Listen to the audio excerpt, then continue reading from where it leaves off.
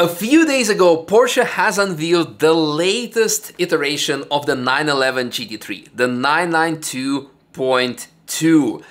And usually I would rush to make a video about it, share the latest excitement for it, but first of all, I was traveling to attend the wedding of a very good friend of mine, so other priorities.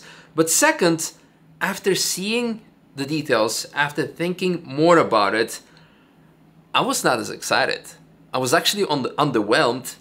I was actually, to be honest, disappointed the more I was thinking about it. And I was actually thinking, should I make this video at all? Because, quick disclaimer, I'm a massive fan of Porsche brand.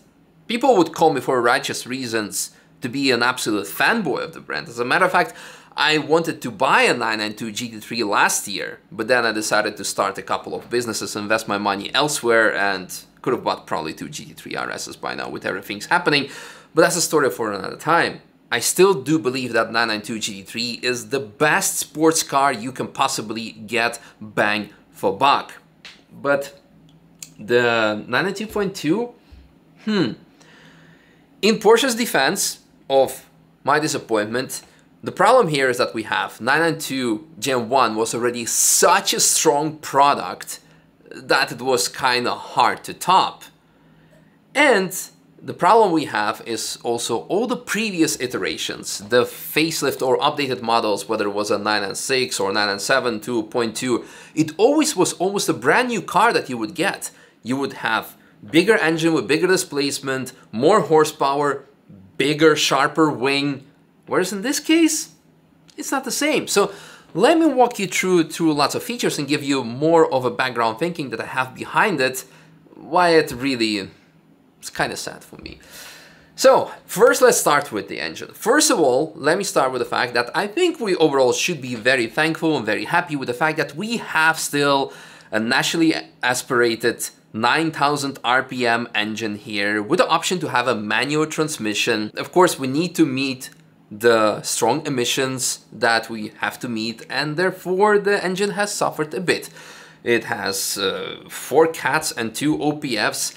It has what Porsche doesn't really want to really emphasize. Not only it has the same horsepower numbers, it has 20 Newton meters of torque less than the predecessor thanks to all these emissions.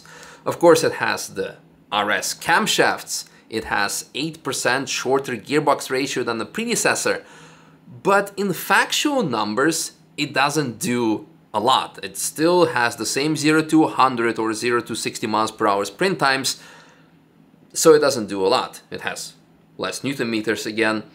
We do not know whether the Nürburgring lap time is faster. We'll get to that later at the end. Think about that, remember that. So overall, and speaking of the fact that it has RS camshafts, it has ST gearbox ratio, sounds like more they reused the parts that they already had on the shelf, so there's not really anything revolutionary going on here. So engine overall is a kind of disappointment there. But again, I understand the strict emission laws, and I know for a fact we should be happy with what we get. But knowing what we had in the past, right now it's kind of a disappointment. So yeah. Interior. Let's start with a good thing. The new seats that allow you to remove the headrest, just like the Secret Labs headrest here. By the way, check out the link in the video description that you can get Secret Labs chair, because I've been using them all the time, and yeah, they are actually quite cool. But anyway, we have also option to spec carbon fiber roll cage with a WISAC pack that we know from a RS. So it's not revolutionary, but it's a good addition. But again, those are parts that were on the shelves. Carbon fiber door handles, I believe also reuse of the previous one. Thank God that the turn-on key, mostly the switch, has not been changed for a normal button, because that would have been a very big disappointment, like it is now actually the case with a 992.2 of the base models or GTS. The big issue, however, what everyone was afraid, is the disappearance of the analog rev counter in favor of a digital one.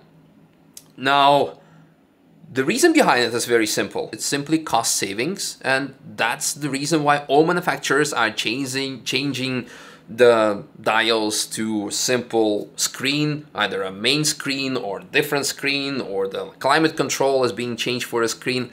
Cost savings, because instead of all kinds of different elements, and especially in the previous gen, you could actually really, with PTS program, you could really spec the color of the dials, etc. You have less moving parts, you just have one screen done. That's it. Cost savings there. I don't like the design, personally, also, of the screen there. I do like that now you have the option to see the tire temperature, just like in the 992 RS. That's kind of cool, but yeah, it's a very big downturn for me to have the digital screen. It's, yeah. So, what else do we have? We have suspension. Suspension is actually quite cool. It did receive some upgrades, not that it needed, but yeah, it has bigger pistons for the calipers. It has also thicker brake disc for the steel version.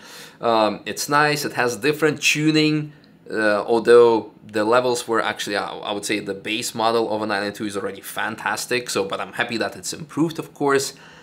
Wishbones have a tear-shaped profile like the RS for better downforce, better cooling, which is cool. But at no point have I seen them the actual wishbone. It would be cool, because when before of the unveil of the 992 Gen 1 model, when the GT3 was unveiled, there were lots of technical designs or features emphasizing the double wishbone front suspension. So now you don't see the actual teardrop shape.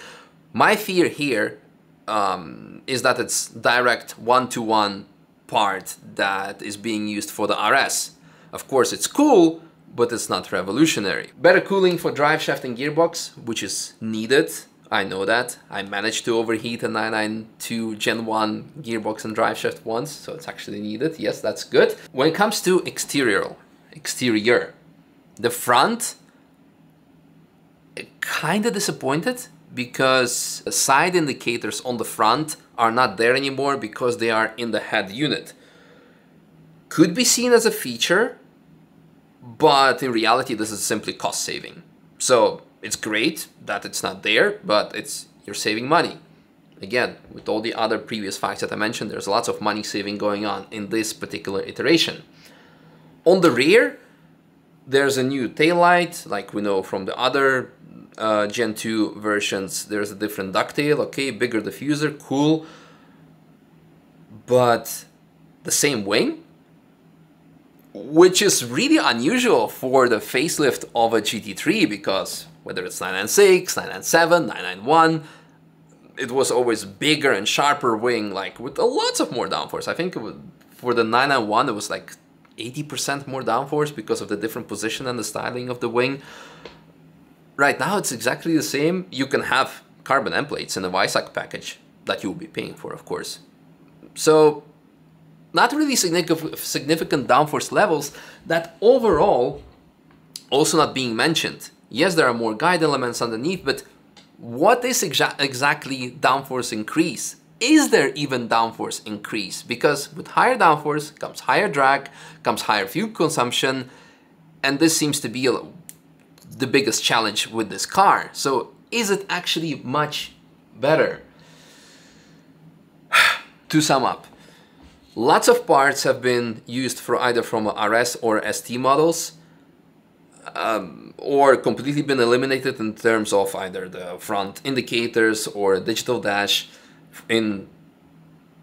For me, it's cost-saving reasons. Less Newton meters, same 0 to 100 times, Nürburgring lap time that we don't know, downforce levels we don't know, Nürburgring lap time we either don't know because the car is identical in performance, hopefully not worse, or I'm gonna give benefit of the doubt because in the past it was also not really emphasized, or maybe they're still waiting for Mustang GTD lap time to be published to see if it's worth publishing, if they can go faster. But that's like my Nürburgring brain going wild. So all summed up, it's not really a better car that you are getting, but you are paying between 30 to 50,000 euro more for the base price over the previous one of the price increasement. And it's not like really I don't think it has to do with inflation this much, because I think prices already have risen since the very first introduction of a GT3, let alone the Visac pack that you're going to put on, which would be additional like 25 grand if you want to spec the carbon cage, and additional, I don't even know how much for the magnesium wheels. So you pay a lot more, you have an option to pay a lot more, but you're not getting a lot more in return, actually factually less, with some improvements that have been already there on the shelf.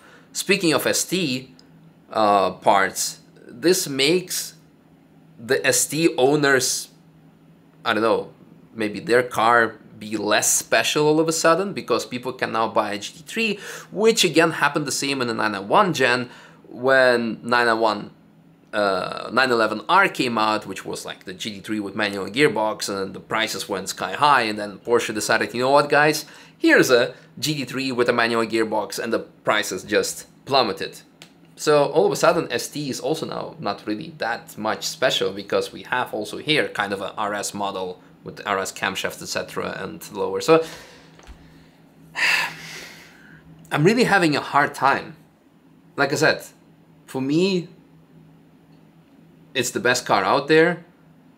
I would now just like really, I still thinking of buying now 992 manual, Gen 1 in this case, next year, because I really love the car, the way it gives you the feedback, the engagement and everything. But to justify spending this much more money on a 992.2, or for all these mods that really do not add anything,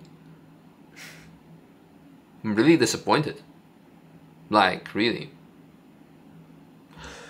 But, yeah, let me know what you guys think, of course, at the end of the day. Maybe I'm just nagging, maybe I'm just complaining, maybe I'm just like, I don't know. I don't want to be a drama queen, because like I said, I am a massive fan of the brand, I'm a massive fan of a GT3, but in this case, this was everything combined and everything thinking, the more I think about it, meh.